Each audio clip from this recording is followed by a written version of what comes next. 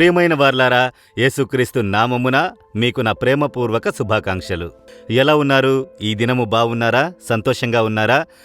ప్రభు అయిన యేసు మీ మీద చాలా ప్రేమ ఉంచి మీతో ప్రతిదినము మాట్లాడుచున్నారు కదా. ఆయన మాటల్ని బట్టి మనల్ని ధైర్యపరచుచున్నారు, ఉత్సాహపరచుచున్నారు, మనల్ని ఆశీర్వదించుచున్నారు. మీరు ఆయన మీద ఉంచిన విశ్వాసము ఉన్నది చూశారా?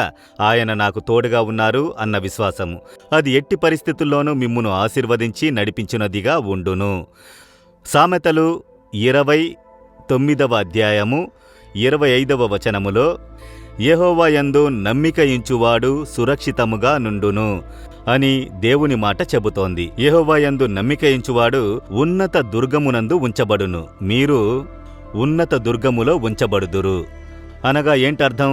చదువులో హెచ్చింపబడుదురు, ఉద్యోగములో హెచ్చింపబడుదురు, బిజినెస్లో హెచ్చింపబడుదురు. ఉన్నత స్థలములో ఉంచి దేవుడు ఘనపరచునట. దానికి మీరు చేయవలసినది ఆయన మీద ఉంచే విశ్వాసము. ఆయన్ను నమ్మి ఆయనను పట్టుకోవాలి, అంతే.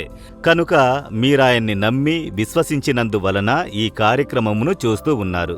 యేసయ్యా, మీరే నా నమ్మకము, మీరు నా మీద ఉంచిన ప్రేమ కొరకై స్తోత్రములు అని దాన్ని విశ్వసించితేనే మీరు హెచ్చింపబడునది చూచెదరు. మీ ఉన్నత స్థితిని ఎవరూ అడ్డుకోలేరు. ప్రభువు ఉంచినప్పుడు ఎవరు అడ్డుకోగలరు?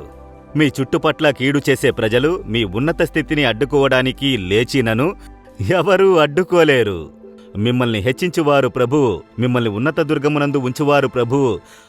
ఆయన తోడయుండి హెచ్చించినప్పుడు ఎవరూ అడ్డుకోలేరు.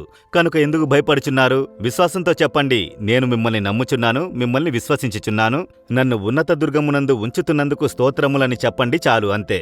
తండ్రి, మీరు నా మీద ప్రేమనుంచినారు, మిమ్మల్ని విశ్వసించుచున్నాను, నన్ను ఉన్నత ఆశ్రయమునందుంచి మహిమపరచునందుకు స్తోత్రములు స్తోత్రములు. యేసు నామములో ప్రార్థించుచున్నాను. ఆమేన్, ఆమేన్.